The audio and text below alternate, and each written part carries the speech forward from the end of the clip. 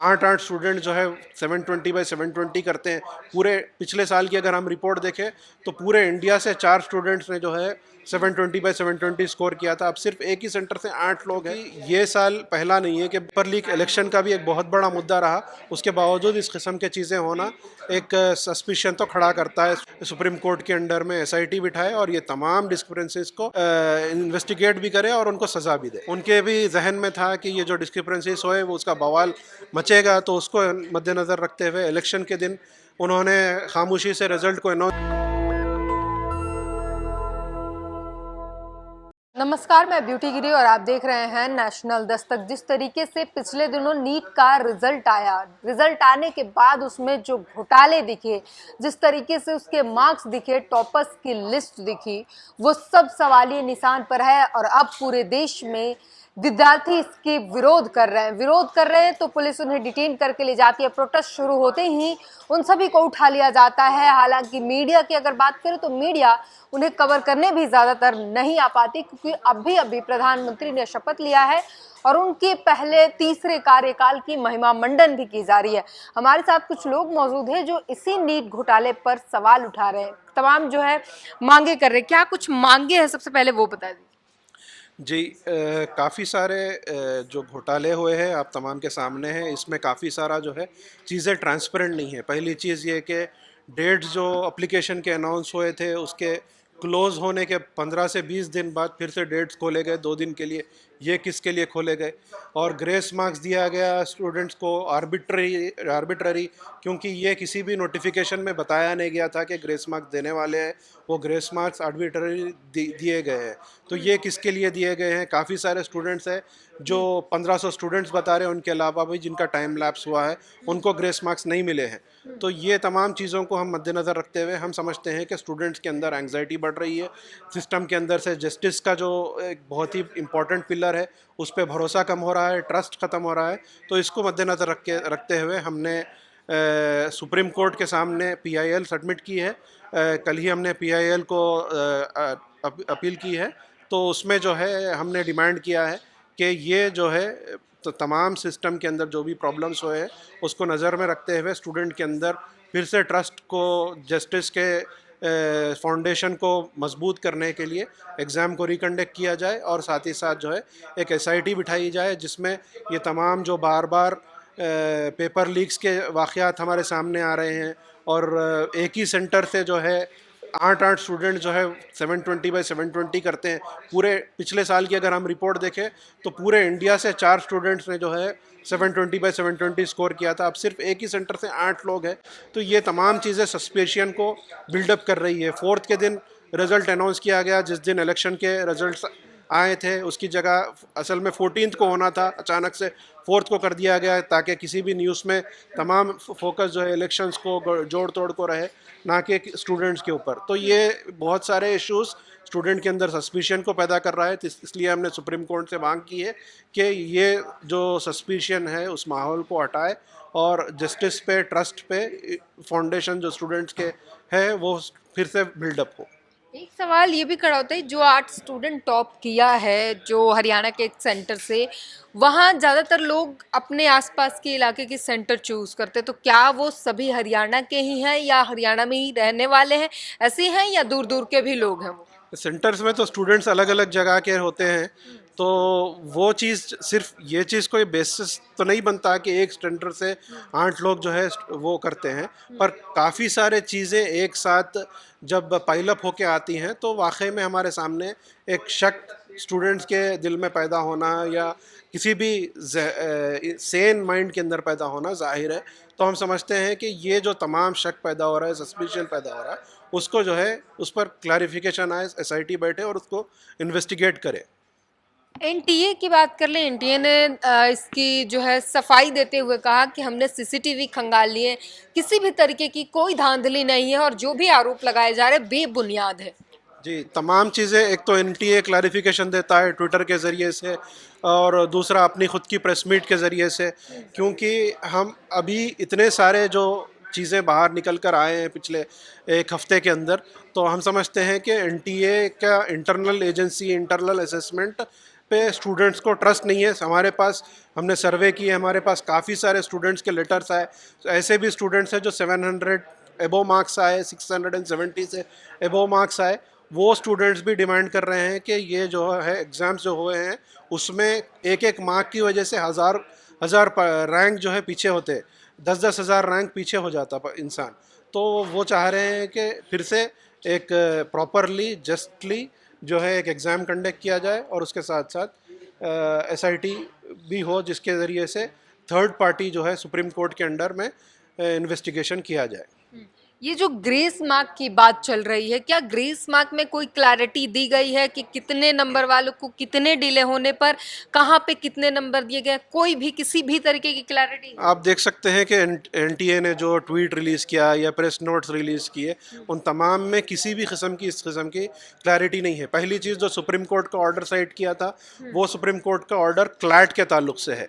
वो जो इसमें है कि ऑनलाइन जो टेस्टिंग होती है उसमें अगर आपका टाइम लाइन 12 बजे तक का टाइम है तो 12 बजे सिस्टम क्लोज हो जाता है, उसके बाद स्टूडेंट आंसर अटेम्प्ट नहीं कर सकता है। मगर ये नीट का एग्ज़ाम ऑफलाइन होता है, तो इसमें आप किस तरीके से टाइम लैप्स को जज कर रहे हैं।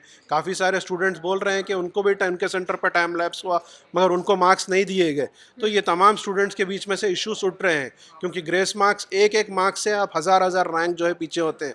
तो ये तमाम स्टूडेंट्स के अंदर से डिमांड उठ रही है कि वो जो है जस्टली नहीं किया गया और आर्बिट्ररी तौर पे जो है उसको अनाउंस कर दिया गया, जब उनकी 719 718 किस्म के मार्क्स जो आ रहे थे, जो कि इम्पॉसिबल मार्क्स है, वो उसके ताल्लुक से न्यूज़ में जब हवा उठना शुरू हुआ तो ये ग्रेस मार्क्स का शोशा उन्होंने छोड़ा है।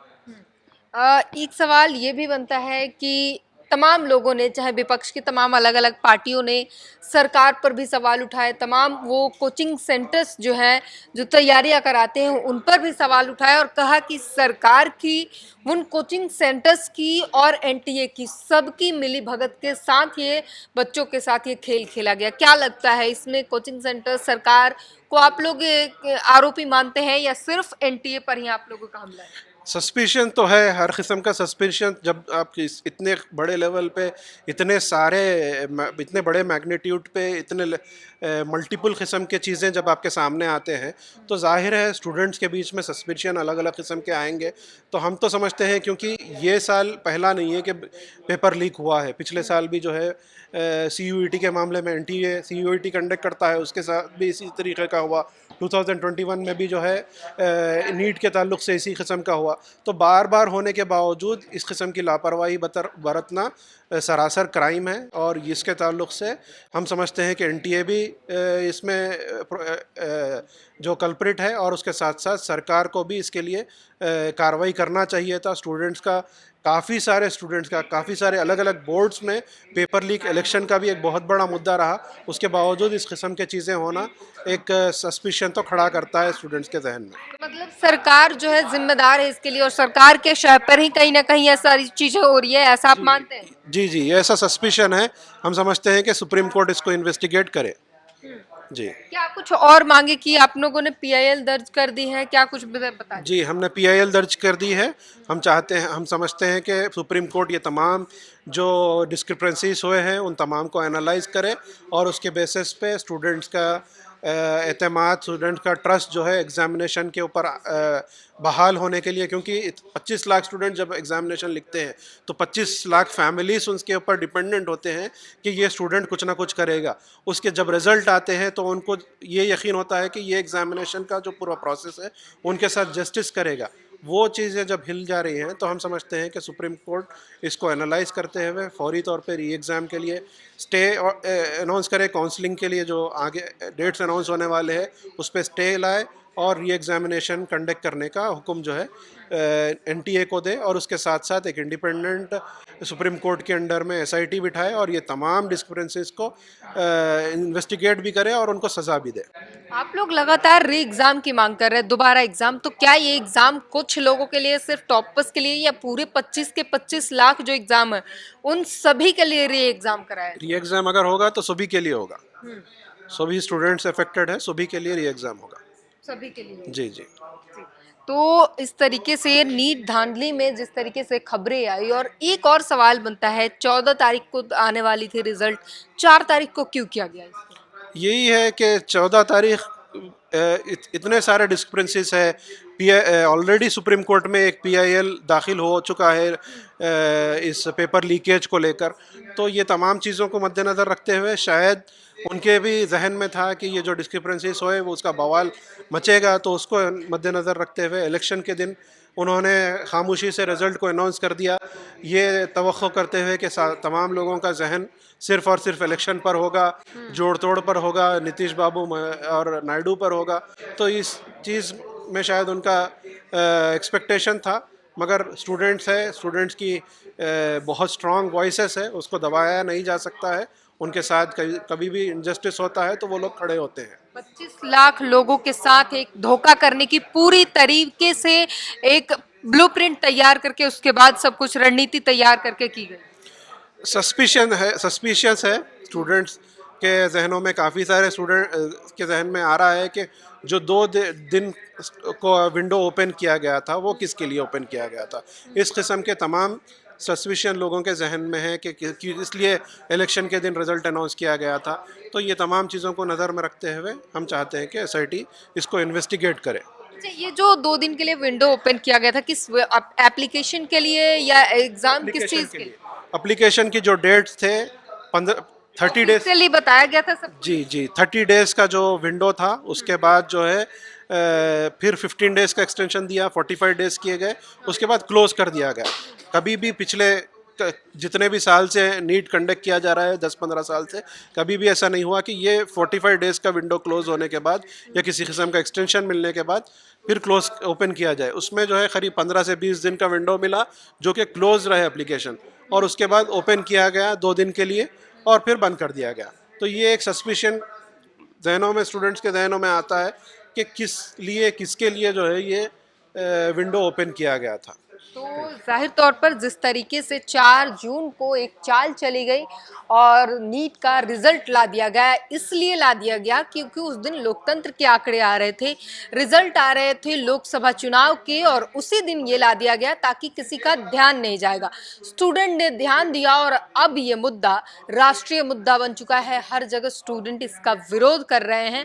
विरोध करने पर भले ही पुलिस उनकी आवाज़ दबाने की, सरकार उनकी आवाज़ दबाने की कोशिश कर रही है, पर यह आवाज़ बंद नहीं हो रही है और हर जगह यह आवाज़ बुलंद होने लगे हैं। देश के हर एक कोने में इसके लिए आवाज़ उठने लगे हैं। SIT की जांच की मांग हो रही है, CBI जांच की मांग हो रही है, साथ ही साथ री एग्ज़ाम की मांग हो रही है। NIT पर जो भरोसा था वो खंडित हो चुका है और अब NTA पर जो है पूरी तरीके से भरोसा खंडित हो चुका है और उसके लिए जो है जांच की मांग की जा रही है। इस पूरी बातचीत पर अपनी प्रतिक्रिया जरूर दीजिए। कैमरामैन आशीष के साथ beauty green, national Dastak. National Dastak की आपसे गुजारिश है कि अगर इसको बचाना चाहते हैं तो नेशनल दस्तक को सब्सक्राइब करने के लिए रेड कलर के सब्सक्राइब बटन को दबाएं, फिर बेल आइकन की घंटी दबाएं।